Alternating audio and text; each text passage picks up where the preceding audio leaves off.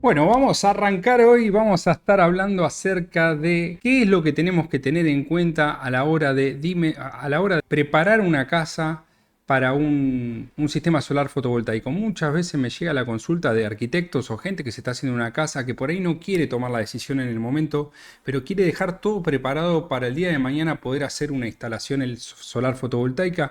Y eso es lo que vamos a estar hablando hoy. ¿Qué tenemos que tener presente a la hora de cuando construimos nuestra vivienda o refaccionamos nuestra vivienda, dejar preparado para que la instalación solar fotovoltaica sea viable? Bueno, lo primero que tenemos que tener en cuenta, fundamental, es sobre qué lugar vamos a instalar los paneles solares fotovoltaicos. Esto es bastante importante y puede ser fundamental para, sobre todo para un arquitecto que tenga que tener presente a la hora de hacer el diseño de una instalación de una casa, dónde se van a ubicar los paneles. Bueno, para darles una idea, cada panel tiene una medida, una dimensión de unos 2 metros cuadrados, unos 2 metros por 1 metro. Cada vez se están midiendo paneles más grandes, como este que tengo acá. Este es un panel de 650 watts y tiene unos 2 metros 40 por 1 metro 20. Pero en general los paneles vienen de una medida más o menos 2 metros por 1 metro para redondear. Entonces, una casa promedio, una casa típica, tiene o va a necesitar una cantidad de unos 8 paneles más o menos. 8, una casa típica, digamos, ¿no? Sin una cosa muy grande. Entre 8 y unos, digamos, 16 paneles. Eh, ¿Por qué? Porque una casa, por ejemplo, el otro día me llamó un cliente que tenía un consumo de unos, eh, si eran 50 kilowatts. No quiero tener muchos números para no hacerlas muy complicadas, pero una casa normal sin aires acondicionados consume en el orden de unos 8 kilowatts por día. Ese tipo de casa con unos 4 o 5 paneles va a estar bien. En general no suele ser la casa típica que suele poner sistemas fotovoltaicos on-grid. Les voy a dejar una etiquetita por acá para que sepan qué es un sistema on-grid, qué es un sistema off-grid, cuáles son las diferencias. Pero lo primero que tenemos que tener en cuenta es la superficie de techo. Sobre qué techo vamos a poner los paneles solares fotovoltaicos, que podamos tener acceso, o sea, que el instalador se pueda subir sin ser un artista del Cirque du Soleil, o contratar andamios, contratar grúas, contratar un montón de cosas que van a encarecer la instalación. Todo se puede hacer. En un montón de casas nosotros hemos instalado y no estaba preparado porque ni existía la energía solar fotovoltaica cuando se proyectó esa casa, pero si tenemos la posibilidad, lo que vamos a tener que poner es verificar o ver cuál es la orientación norte. El norte es donde se van a tener que ubicar los paneles. El sol sale por el este y se oculta por el oeste y hace toda una trayectoria donde los paneles que están ubicados a unos 30 grados en lo que sería dirección norte sería la dirección ideal. Entonces tendríamos que dejar alguna manera de subir fácil a ese lugar y que tengamos una superficie de techo que nos permita poner al menos 8 paneles, diría yo. Entre 8 y 16 paneles sería lo más normal para poner una instalación domiciliaria. Luego tendríamos que dejar, si ya tenemos la posibilidad, una caja de pase. Normalmente se llama una caja de pase de unos 10 por 10, 150 por 150, con un caño que vaya desde el lugar donde se van a ubicar los paneles hasta el sitio donde va a estar el tablero principal.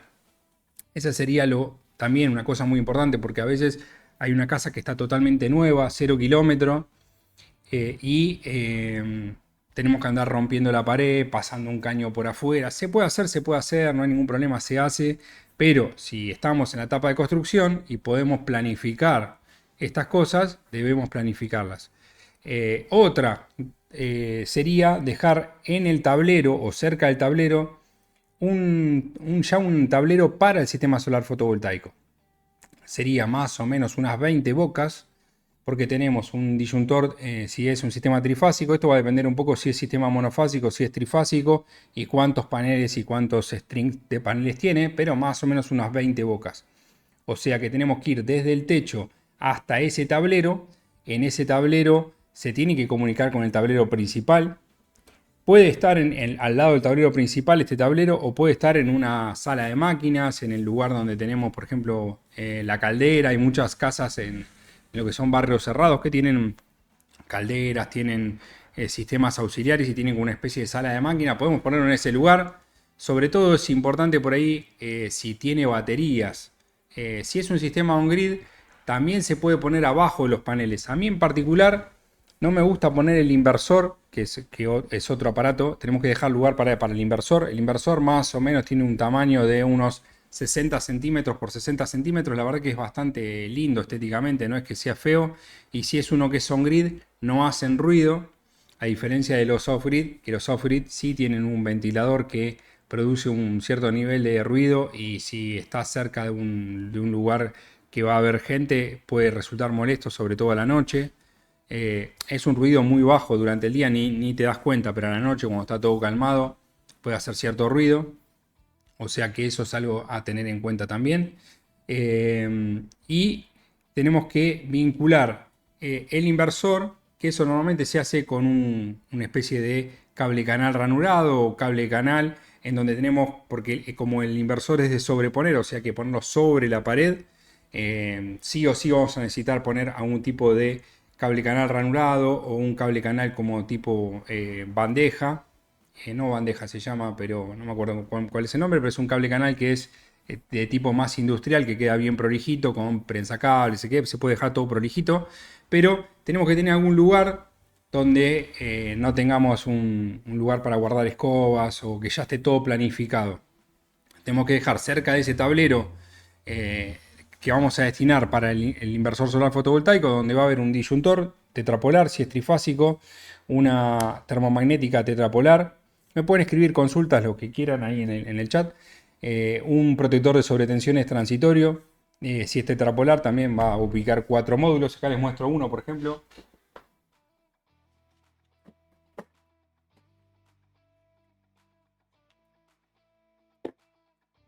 Este, por ejemplo, es una termomagnética tetrapolar, ¿no? Que tiene 4 módulos. Este es un protector de sobretensiones transitorio de alterna, que también son 4 módulos, van separados, ocupa un módulo cada uno. Entonces ya ahí tenemos 12 módulos. Es el protector de lo que sería la termomagnética de corriente continua, la termomagnética de alterna tetrapolar, el disyuntor diferencial tetrapolar, el protector de sobretensiones transitoria. Todo esto sería la parte de alterna. Eso es lo mínimo indispensable para nosotros vincular el inversor con la red eléctrica, independiente de todo lo que tengamos en la casa instalado. Esto es independiente. Y luego vamos a necesitar por cada string de paneles, o sea, por cada serie de paneles, vamos a necesitar una termomagnética de corriente continua y un protector de sobretensiones de corriente continua. Con lo cual, ahí mínimo, a veces llevan 2 series de paneles, o sea que ahí podrían ir 8 módulos más. O sea que tenemos 4 por 3, 12, más 8, 20 módulos. O sea que necesitamos un tablero de 20 módulos destinados solo para el sistema solar fotovoltaico. Se puede dejar en el tablero principal también el lugar para estos módulos, aunque está bueno dejarlo aparte. Por ahí en la parte alterna no hay problema. Esos 12 módulos, que son una termomagnética, la termomagnética, el disyuntor diferencial y el protector de sobretensiones transitorias, se pueden dejar en el mismo tablero de la instalación, pero por ahí la parte continua está conveniente dejarla aparte. ¿Por qué? Porque tenemos en general alta tensión de continua, tenemos hasta 500 volts, podemos tener, y en algunos sistemas hasta 1000 volts de corriente continua, con lo cual es recomendable por ahí dejarlo aparte en una cañería independiente. Entonces necesitamos, primero que todo, ubicar cuál va a ser el techo en el cual vamos a hacer la instalación y definir el que tenga la mejor orientación. Orientación norte, 30 grados es la ideal. A mí no me calienta o no me mato tanto porque no sea 30 grados, que sea 28, que sea 10, que sea coplanar, no me importa que sea coplanar. Pero es muy importante que no tenga sombras. Entonces tenemos que ver cuáles pueden ser las sombras potenciales que puede tener una chimenea, una salida de aire, una antena de DirecTV. Cualquier sombra es muy perjudicial. Entonces tenemos que tener en cuenta de definir el lugar donde vamos a poner los paneles solares fotovoltaicos y que ese lugar esté totalmente libre de sombras. También puede ser un techo, por ejemplo, de tipo losa. Generalmente tenemos techo en piso, se coloca con estacas, se ponen unas estacas sobre el césped. Puede ir en losa, que va con contrapeso. A mí me gusta poner contrapeso.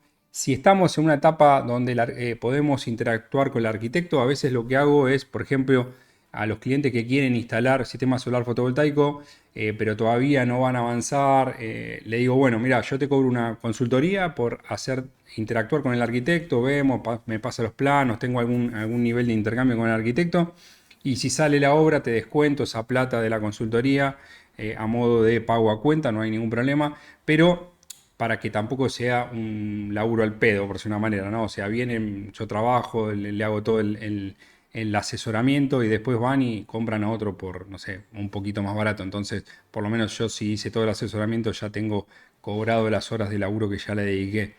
Esa es una modalidad a veces que da trabajo, pero en realidad prefiero que hablar, ya hacer un poco de docencia y explicarle a las personas qué es lo que tienen, como este video, qué es lo que tienen que tener preparado. Entonces, de los techos que tenga nuestra vivienda, el techo que tenga mejor orientación hacia el norte. Puede ser que haya uno que sea noreste, puede ser que sea noroeste. Bueno, va a rendir un poco mejor a la mañana o un poco mejor a la tarde, pero tendremos que elegir de todos los techos que tenga nuestra vivienda el que tenga mejor orientación y sobre todo el que tenga menos conflicto de sombras. Eso es importante. Luego tenemos que tener alguna forma de comunicarnos y de bajar los cables que van a tener los paneles solares, que básicamente son 3 cables de entre 4 y 6 milímetros, pero de un cable tipo coaxil, parece, que es el cable de grado solar. Es como una especie de Syntenax. Entonces, como no es muy flexible, y después hay que bajar con un cable de 6 milímetros de puesta a tierra. O sea, serían 3 cables por string de paneles. El positivo, el negativo y la puesta a tierra de esos paneles. Y si hay otro string de paneles, el positivo, el negativo y la puesta a tierra. Entonces tenemos que bajar con todos esos cables por una manguera. Yo les recomiendo que pongan un caño corrugado del blanco, que es auto extinguible, de 1 pulgada, sobra. Una caja de paso de 10 por 10 empotrada, en un lugar donde no le pueda entrar agua, y entonces vamos a entrar con una especie de codo, con un codo para que pueda entrar el cable y que no le entre de ninguna forma agua. Se hace un rulo para que cualquier gotita de agua quede en la parte de la panza del rulo antes de entrar el codo y no tenga ningún problema de filtración en la vivienda. De esa caja se va a ir hasta el tablero del sistema solar. Y ese tablero del sistema solar tiene que estar ubicado donde va a estar ubicado el inversor solar fotovoltaico. En el caso de que sea on-grid, no va a requerir de baterías, pero si se corta la luz no va a tener ningún tipo de backup. La ventaja del sistema on-grid es que no necesita tener baterías, con lo cual el sistema es mucho más económico. Para tener una idea, la batería tiene un costo aproximado del 50% del total de toda la instalación. Pero bueno, si es un sistema totalmente aislado de la red, va a necesitar sí o sí baterías. Si es un sistema que está con red eléctrica, no necesita tener baterías, y ahí se ahorra el 50% del costo de la instalación y encima la batería es una de las cosas que más rápido se degrada comparativamente con los paneles que tienen una vida útil de unos 30 años. Entonces lo que tenemos que tener en cuenta es eso. Bajamos desde la caja esa hasta el tablero del sistema solar fotovoltaico, unas 20 bocas más o menos. En general va a estar bien sobrado para cualquier sistema solar fotovoltaico.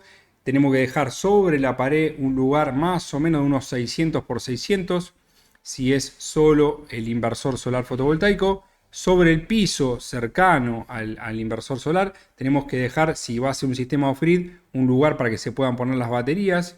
Ese lugar donde van a estar las baterías tiene que estar sí o sí techado. Si es un sistema off-grid también tiene que estar sí o sí techado. Y ese panel y ese tablero del sistema solar se tiene que comunicar con el tablero principal y tiene que estar lo más próximo posible. Estas serían las cuestiones fundamentales a tener en cuenta. Y ahora ya aprovecho también y les tiro algunos números más o menos para que tengan en cuenta cuánto podemos generar de energía eléctrica con un sistema. La radiación la pueden encontrar, googlean radiación solar promedio en el país en el que estén ustedes. En Argentina, en lo que sería la provincia de Buenos Aires, La Pampa, Mendoza, toda la línea del medio de la Argentina, estamos en el orden de unos 4,5 horas sol pico. Ese es un promedio. Todos los paneles solares, este panel por ejemplo que es de 650, este otro que de allá que es de 280, son potencia nominal medida en condiciones estándar de laboratorio, o sea, 1000 watts por metro cuadrado, una atmósfera típica de AM 1.5, una temperatura de celda de 21 grados, condiciones que nunca se van a dar en la vida real. Entonces, Alejandro Vera, ¿cómo estás? Me dice, con el último aumento de energía se volvió económicamente rentable. Bueno, eso hay que ver. Este video queda grabado para la eternidad, ¿no? Entonces, esto varía, mañana, el domingo, las paso y cambia el dólar, cambia cómo se puede importar, cambia la tarifa. Entonces, bueno, para dar unos números más o menos rápidos, vos lo que tenés que hacer es ver la factura de electricidad y ver cuánto estás pagando y cuánto estás consumiendo. Hay ciertos gastos que son fijos, como que son muy chiquititos, en lo que es tarifa T1, T2, sobre todo más que nada en T1, que es la parte residencial. Tenés que ver cuánto estás pagando el kilowatt hora en el momento que estés viendo este video. Entonces, y después tenés que ver más o menos cuánto te va a salir un sistema solar fotovoltaico. Para ver cuánto te va a salir, acá te voy a tirar algunos números. Primero, para ver qué dimensión tiene que tener tu sistema solar fotovoltaico, agarrás la cantidad de energía eh, por el periodo que estés pagando, por ejemplo, 58 días, 60 días, y lo dividís, por ejemplo, 2500 watts hora, lo dividís en la cantidad de días. Y ahí lo que vas a tener es el consumo diario promedio. Si lo querés hacer mejor, haces la suma de los 12 meses, entonces tenés el día promedio de todo el año. O sea, ¿por qué? Porque hay lugares donde se gasta muy poquito en el invierno y se gasta mucho en el verano con la climatización, con el aire acondicionado. Entonces, para poder sacar ese promedio bien, lo que hay que hacer es sumar todas las facturas de todo un año completo, los 12 meses, los kilowatt hora de esos 12 meses y dividido 365 días. Entonces ahí lo que vamos a tener es un día promedio en el año cuánto gastamos, y eso lo dividimos por la radiación promedio, que es 4,5, es muy fácil el número. Entonces sumamos la energía de todos los meses y la dividimos por 365 días que tuvo el año en el cual tuvimos el periodo de registro, y vamos a tener los kilowatt hora por día. Esos kilowatt hora por día lo divido 4,5 y me da la potencia de paneles que tengo que tener para generar esa misma energía.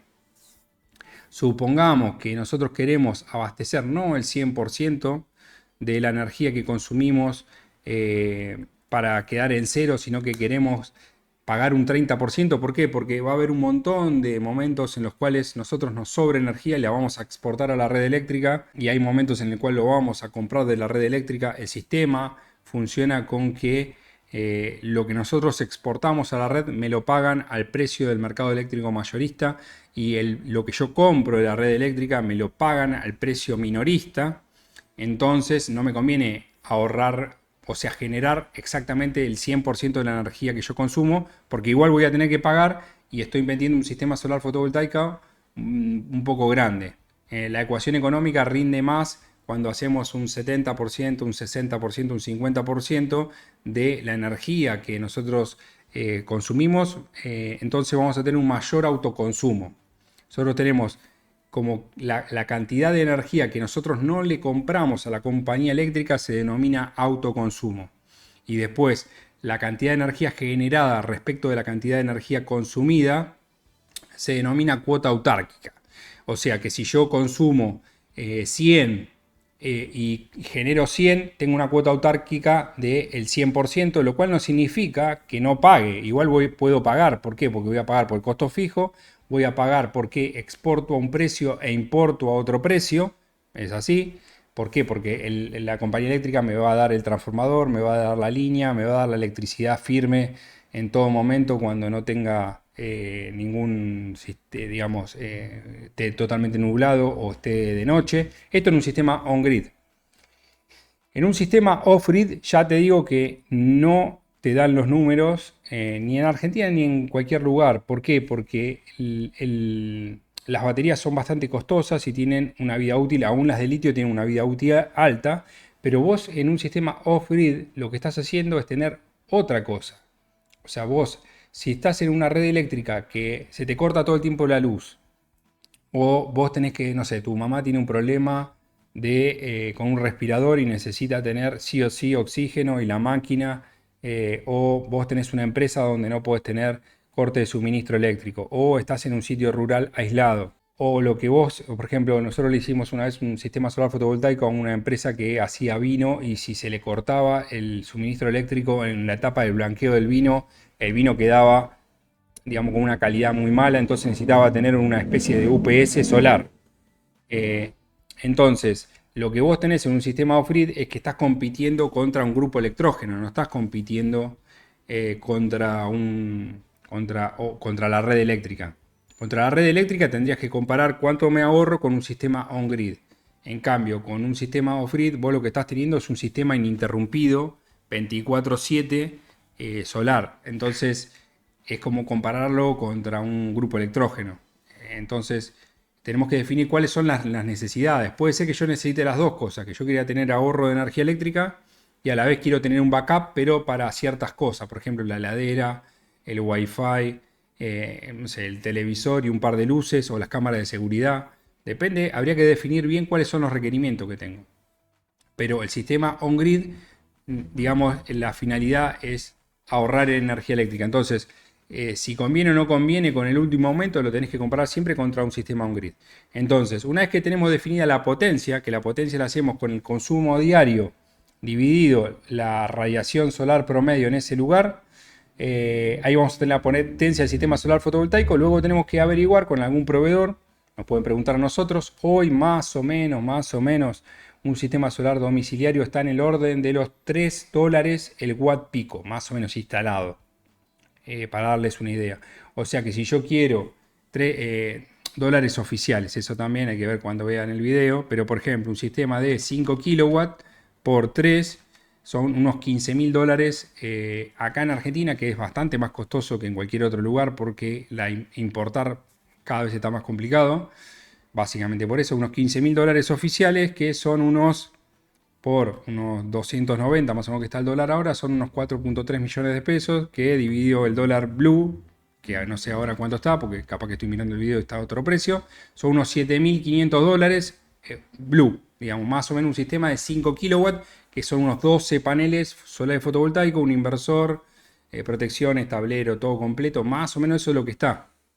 Entonces lo que hay que hacer es, si yo pago, supongamos, no sé, 100.000 pesos por mes de luz, tendría que hacer 4.3 millones, son 43 meses. 43 meses son unos 4 años. Y bueno, cada uno tendrá que hacer la cuenta de si eso le parece razonable o no.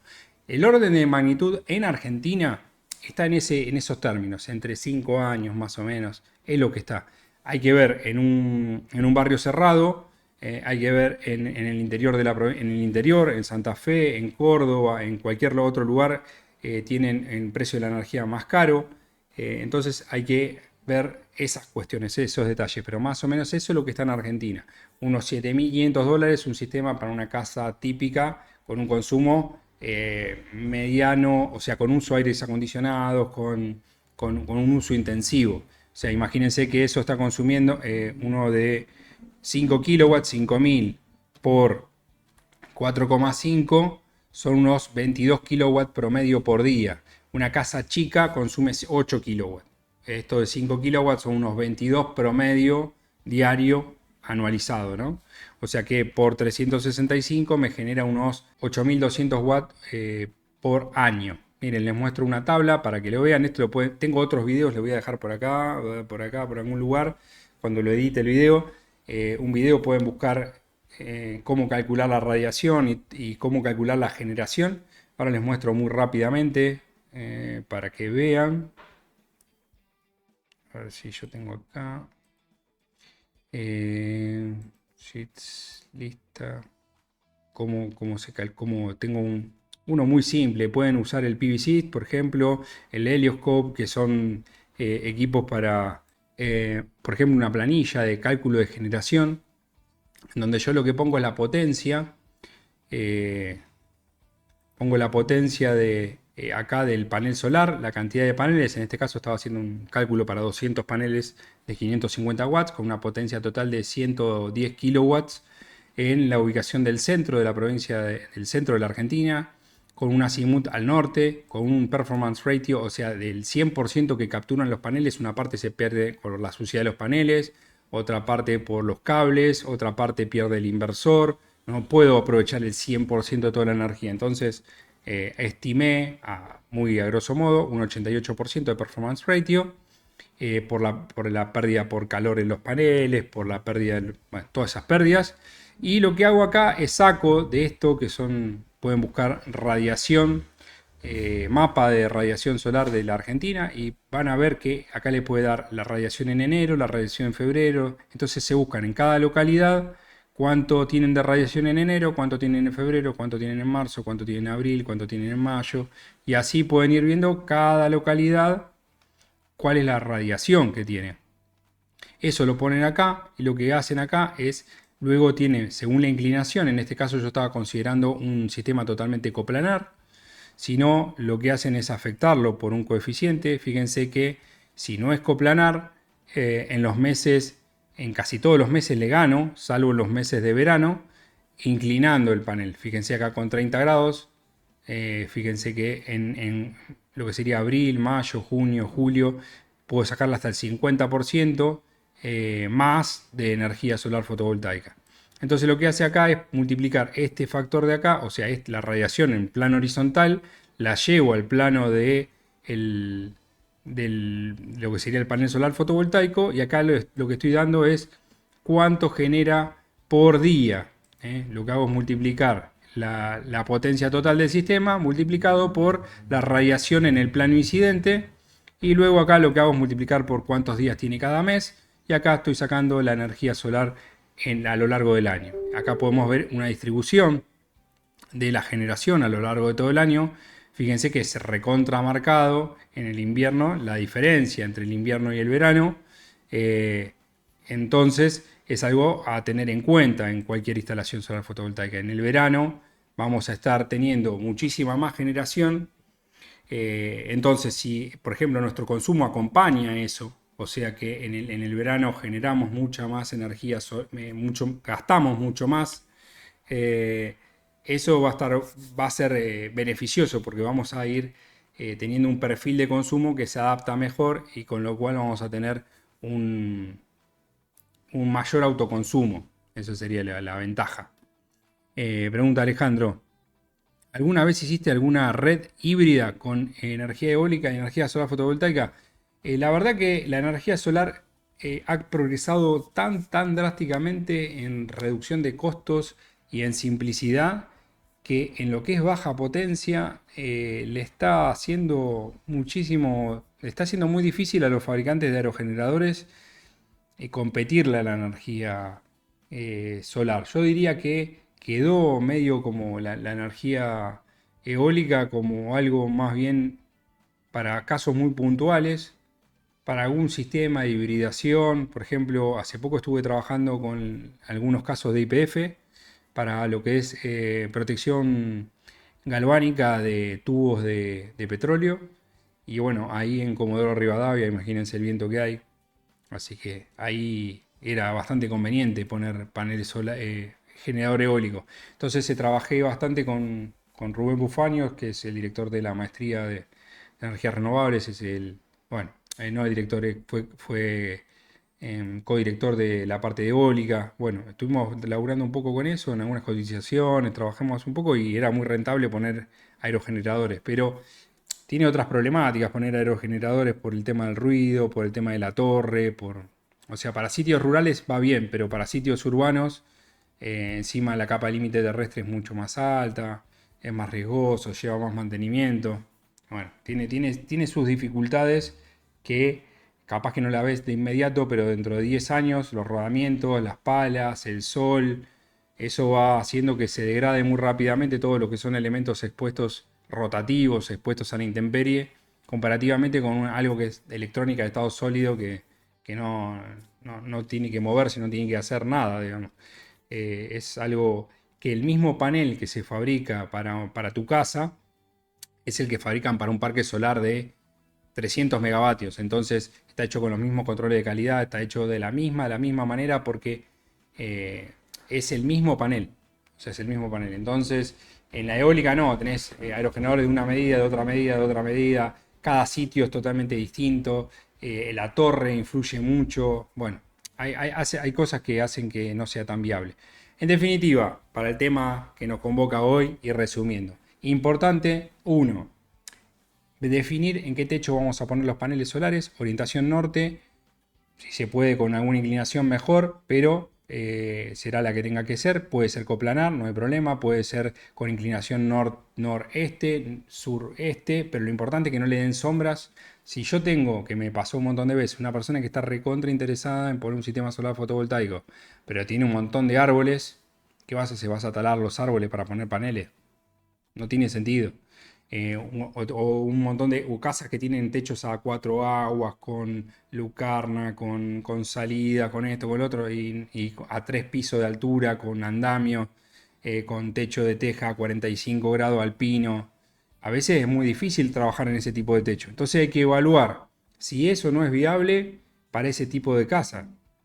Por eso digo, en un montón de etapas de la construcción es el mejor momento donde podemos ya pensar un poquitito, yo el día de mañana lo voy a dejar preparado para que puedan poner paneles solares. Listo. Entonces esa es una buena decisión a tomar en cuenta. ¿Y qué tengo que ver? Bueno, primero ver este video.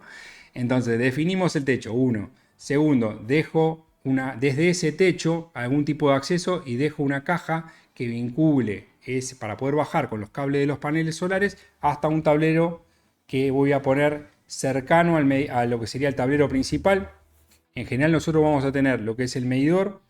Del medidor tenemos que ir al tablero principal. Si está ahí nomás el medidor pegado al tablero principal, no pasa nada, sino tenemos un pilar donde va a haber una térmica y un diferencial. Luego vamos a tener el tablero principal y tenemos que vincular el tablero del sistema solar a ese tablero principal. Otra cosa también a tener en cuenta es que donde vayamos a poner el medidor puede que nos hagan modificaciones. Digamos que a la gente de la compañía eléctrica no le hace mucho chiste los sistemas solares fotovoltaicos. Entonces, por ahora están pidiendo mucho medidor bidireccional o dos medidores y encima que pongas caja de toma o decís caja de toma, o sea, fusible de tipo NH en un T1 y te lo piden.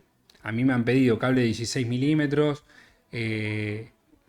fusible NH, doble medidor, te piden cualquier cosa, vos decís, loco, pero no tiene sentido, si yo a lo sumo te voy a gastar menos, no te voy a gastar más.